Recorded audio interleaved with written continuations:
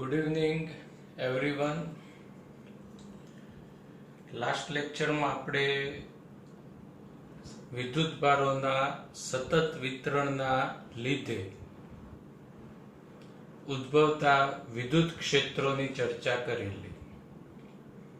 સાથે સાથે રેખીય વિદ્યુતભાર ઘનતા, પૃષ્ઠ ઘનતા અને કદ ઘનતાનો પણ આપણે અભ્યાસ કરેલો. આજે આપણે થિયરી, એક્ઝામ્પલ અને એમસીક્યુ માટેનો ખૂબ જ અગત્યનો કોન્સેપ્ટ ગૌસનો નિયમ, જેને ગાઉસનો નિયમ પણ કહી શકાય છે. તો ક્વેશ્ચન: ગૌસનો નિયમ સમજાવો અથવા ગાઉસનો નિયમ સમજાવો. ફર્સ્ટ સ્ટેપ જોઈએ. પહેલા ફિઝિક્સમાં આપણે જે નિયમો ભણ્યા એને બે કેટેગરીમાં વિભાજિત કરી શકાય. એક મૂળભૂત નિયમ અને બીજો સાધિત નિયમો. હવે મૂળભૂત નિયમો કયા? તો વેગમાન સંરક્ષણ, ઉર્જા સંરક્ષણ, વિદ્યુતભારના સંરક્ષણનો નિયમ. અને આ જે નિયમ સમજીશું એ ગાઉસનો નિયમ. તો અહીંયા થિયરીનો ફર્સ્ટ પોઈન્ટ લખાશે કે ગૌસનો નિયમ એ કુદરતના મૂળભૂત નિયમોમાંનો એક છે. ગૌસનો નિયમ એ કુદરતનો એક મૂળભૂત નિયમ છે. બીજું, વિદ્યાર્થી મિત્રો, મૂળભૂત નિયમને સાબિતી ના હોય, એ એક્સેપ્ટ જ કરવાનો હોય. પણ એક અગત્યનું રિઝલ્ટ આપણે વ્યાખ્યાયિત કરવું છે. તો અગત્યનું રિઝલ્ટ વ્યાખ્યાયિત કરવા બિંદુવત વિદ્યુત ભાર Q ને કેન્દ્ર ગણી R ત્રિજ્યાનો ગોળો વિચારતા. તો સેકન્ડ સ્ટેપમાં કેવો વિદ્યુતભાર લઈશું? બિંદુવત વિદ્યુતભાર. આ બિંદુવત વિદ્યુતભાર Q ને કેન્દ્ર ગણી R ત્રિજ્યાનો ગોળો વિચારતા. વિચાર લીધો ગોળો? ઓકે. હવે આ ગોળાને અનેક સૂક્ષ્મ ખંડોમાં વિભાજિત થયેલો વિચારો. આ રીતે અનેક સૂક્ષ્મ ખંડોમાં વિભાજિત થયેલો વિચારો. અને ધારો કે કોઈ સૂક્ષ્મ ખંડ ડેલ્ટા S છે. વિદ્યાર્થી મિત્રો, થિયરીના 4 પોઈન્ટ્સ થયા. પહેલા તો ગૌસનો નિયમ એ કુદરતના મૂળભૂત નિયમોમાંના પૈકીનો એક નિયમ છે. બિંદુવત વિદ્યુતભાર Q ને કેન્દ્ર તરીકે ગણી R ત્રિજ્યાનો ગોળો વિચારતા. આ ગોળાને અનેક સૂક્ષ્મ ખંડોમાં વિભાજિત થયેલો વિચારો. અને ધારો કે કોઈ સૂક્ષ્મ ખંડ ડેલ્ટા S છે. હવે આ સૂક્ષ્મ ખંડ સાથે સંકળાયેલું વિદ્યુત ફ્લક્સ, ખંડ સૂક્ષ્મ એટલે ફ્લક્સ સૂક્ષ્મ. સૂત્ર સદિશ E ડોટ સદિશ ડેલ્ટા S. ડોટ ગુણાકાર E delta S cos theta. E delta S. જો cos થીટા ગાયબ થઈ ગયો. એવું ના સમજતા કે સાહેબને ભૂખ લાગી ગઈ છે, cos થીટા સાહેબ ખાઈ ગયા. અહીંયા વિદ્યુત ક્ષેત્ર ધનનું ત્રિજ્યાવર્તી બાર. આ ક્ષેત્રફળ ખંડનો સદિશ એ પણ લંબ રૂપે બારની તરફ. એટલે દિશા એક જ, એટલે ખૂણો 0 અને cos 0 ની કિંમત 1 થાય. E બિંદુવત વિદ્યુતભાર Q નું વિદ્યુત ક્ષેત્ર સૂત્ર કયું આવશે? કે Q upon R². તો k ની જગ્યાએ 1/4πε0 Q R² ડેલ્ટા x. હવે સમગ્ર ગોળામાંથી પસાર થતું કુલ flux phi is equal to સૂક્ષ્મ ફ્લક્સોનો સરવાળો. ડેલ્ટા ફાઈ ની જગ્યાએ 1/4πε0 q by r square delta s 1/4πε0 bar q bar r square પણ કે મારે પણ બાર આવું છે, એને પણ બાર લઈ જાઓ. Sigma delta s. હવે સિગ્મા ડેલ્ટા s નું મીનિંગ શું થશે કે આવા સૂક્ષ્મ ખંડોના ક્ષેત્રફળોનો સરવાળો. એટલે સરવાળો કરીએ એટલે કુલ ક્ષેત્રફળ થઈ જાય. કોનું? ગોળાની વક્ર સપાટીનું કુલ ક્ષેત્રફળ. એટલે ગોળાની વક્ર સપાટીનું કુલ ક્ષેત્રફળ એટલે 4πr². હવે અહીંયા કાપામ કાપી શરૂ કરીએ. શું શરૂ કરીએ? કાપામ કાપી. 4 કેન્સલ, પાઈ પણ કેન્સલ. હવે શું કેન્સલ થશે? r² પણ કેન્સલ. એટલે રહ્યું પદ કયું? q/ε0. આને જ ગૌસનો નિયમ અર્થાત ગાઉસનો નિયમ કહે છે. અને સ્ટેટમેન્ટ સ્વરૂપે લખીએ. કોઈ બંધ પૃષ્ઠ સાથે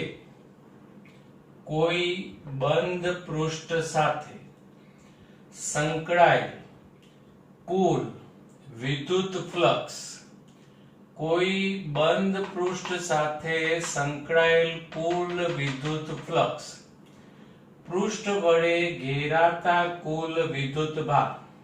પૃષ્ઠ વડે ઘેરાતા કુલ વિદ્યુત ભાર અને ε0 ના ગુણોત્તર જેટલું હોય છે.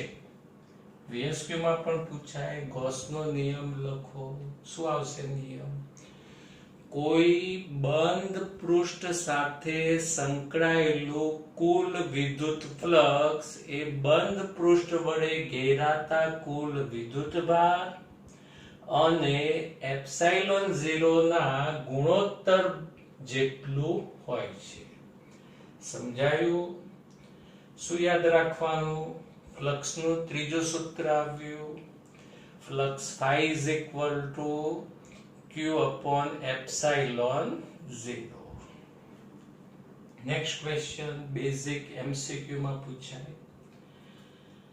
સમાન વિદ્યુત ક્ષેત્રમાં મૂકેલા નળાકાર સાથે સંકળાયેલું વિદ્યુત ફ્લક્સ શોધો.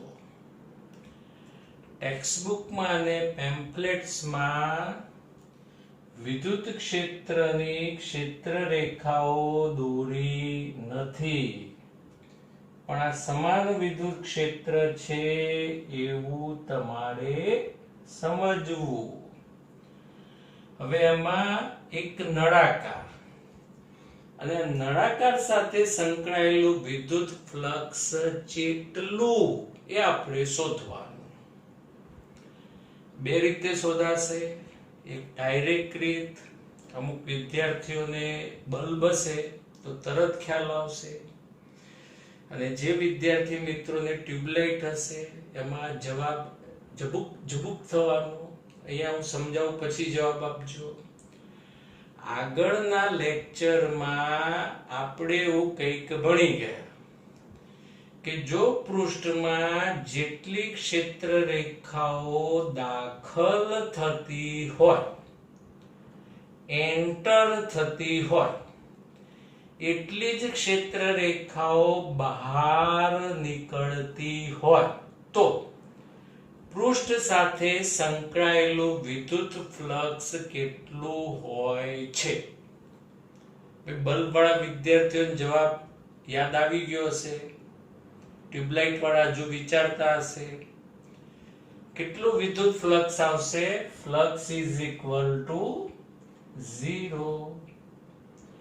જેટલી ક્ષેત્ર રેખાઓ એન્ટર થાય એટલું ફ્લક્સ નેગેટિવ અને જેટલી ક્ષેત્ર રેખાઓ બહાર આવે એટલું ફ્લક્સ પોઝિટિવ, એટલે કુલ ફ્લક્સ કેટલું થઈ જવાનું? 0. હવે આને એક્ઝેક્ટલી આપણે સમજીએ તો અહીંયા 3 સપાટી વિચારી શકાય, 2 વર્તુળાકાર, આને નંબર 1 ગણીએ and this one is considered number 2. અને આ વક્ર સપાટીનો નંબર કયો આવશે? 2 પછી શું આવે? 3. વક્ર સપાટી 3. હવે વક્ર સપાટી 3 સાથે સંકળાયેલું વિદ્યુત ફ્લક્સ આ સૂત્રથી શોધી કાઢીએ. Es cos θ અને લખી કાઢીએ 0. ખબર પડી? વિદ્યુત ક્ષેત્ર જમણી બાજુ અને વક્ર સપાટીના ક્ષેત્રફળનો સદિશ લંબરૂપે બહારની તરફ. Angle is 90 degree and cos 90 always 0. એટલે Es cos 90 flux is 0, phi3 is 0, right? હવે સપાટી 2 સાથે સંકળાયેલું flux is equal to Es. અને સારું દેખાય તો લખીએ પ્લસ Es. ખબર પડી? Es cos θ આનું ક્ષેત્રફળનો સદિશ લંબરૂપે બહારની તરફ, વિદ્યુત ક્ષેત્ર પણ એ જ દિશામાં, એટલે ખૂણો કેટલો થાય? 0. અને cos 0 ની કિંમત 1, એટલે પ્લસ Es cos 0 1. તો 1 નંબરની સપાટી સાથે સંકળાયેલું ફ્લક્સ કેટલું આવશે? Minus Es. ઘરના નથી મૂક્યા ભાઈ માઇનસ. વિદ્યુત ક્ષેત્ર રાઈટ સાઈડ છે અને આનો ક્ષેત્રફળનો સદિશ કઈ બાજુ આવશે? લંબ રૂપે બહારની તરફ. આ નિયમ છે કે કોઈ પણ પૃષ્ઠ હોય એના ક્ષેત્રફળનો સદિશ હંમેશા પૃષ્ઠને લંબ રૂપે બહારની તરફ હોય. એટલે અહીંયા એંગલ 180 બનશે, એટલે cos 180 minus 1 થાય. હવે આ બધાનો તમે ટોટલ કરી દેશો એટલે કુલ ફ્લક્સ કેટલું મળી જશે? 0. VSQ માટે યાદ રાખો. નેક્સ્ટ IMP ક્વેશ્ચન 2 માર્ક્સ માટે. ગૌસના નિયમ અંગેના નોંધપાત્ર મુદ્દાઓ જણાવો. નોંધપાત્ર બાબતો જણાવો. 5 બાબતો. પહેલી જ બાબત આવશે આશા. ગૌસનો નિયમ કોઈ પણ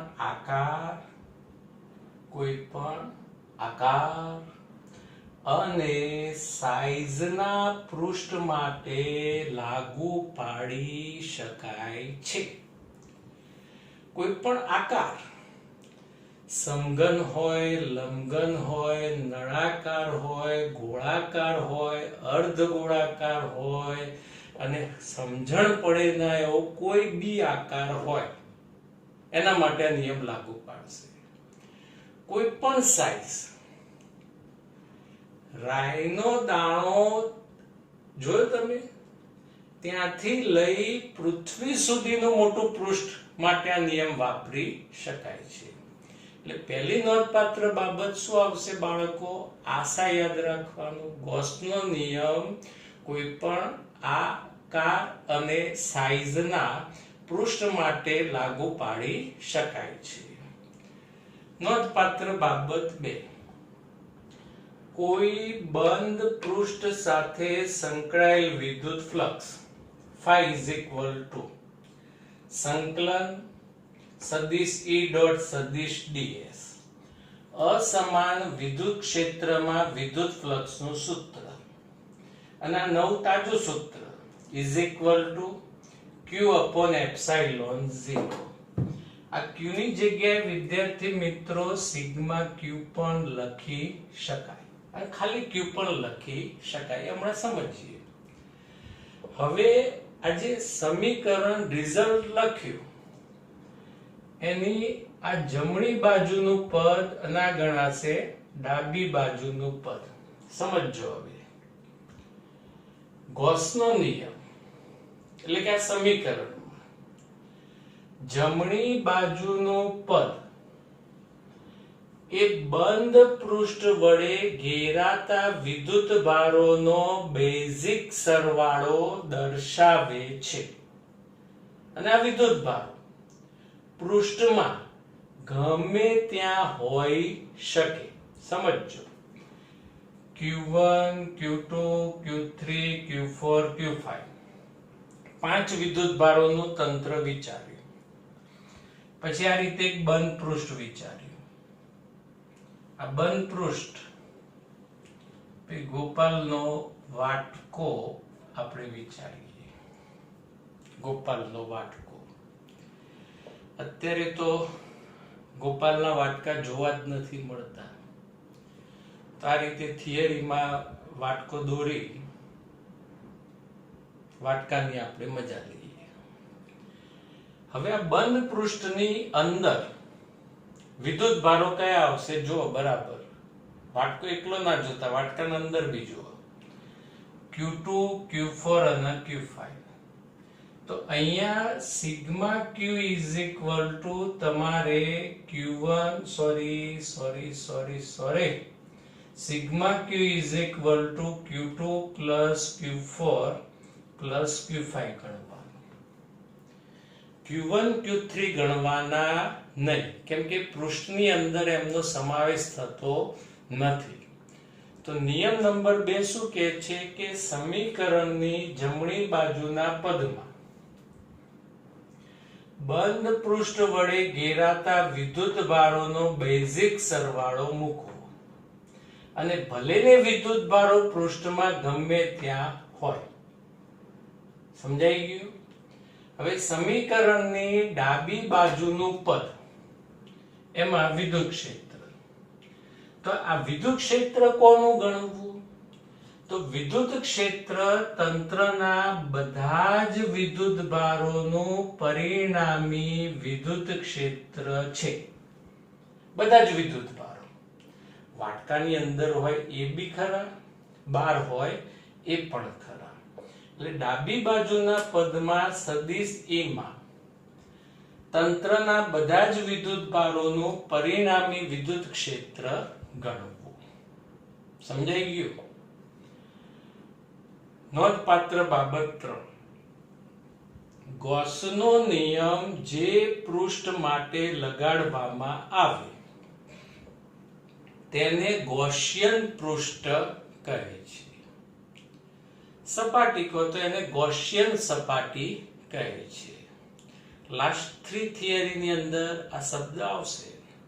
4th, બંધ સપાટી દ્વારા ઘેરાતો કુલ વિદ્યુત ભાર શૂન્ય હોય તો બંધ પૃષ્ઠ સાથે સંકળાયેલ કુલ ફ્લક્સ પણ શૂન્ય હોય છે. સમજાયું સ્ટેટમેન્ટ? આ રીતે એક બંધ પૃષ્ઠ વિચારીએ. જો વિચારવામાં આપણા ફાધરનું કઈ જવાનું નથી. એક બંધ પૃષ્ઠ વિચારીએ. હવે અહીંયા વિદ્યુત ભાર 10 કુલમ મૂકીએ અને બીજો એક વિદ્યુત ભાર મૂકીએ -10 કુલમ. હવે આની સાથે સંકળાયેલો ફ્લક્સ કેટલો? સૂત્ર આવશે સિગ્મા Q અથવા Q upon epsilon 0. Sigma Q અથવા Q epsilon 0. તો ઘેરાતો કુલ વિદ્યુત ભાર ટોટલ માંડો, હિસાબ લગાવો ફટાફટ. કેલ્સી કાઢો. કેલ્સી કેટલો થયો જવાબ?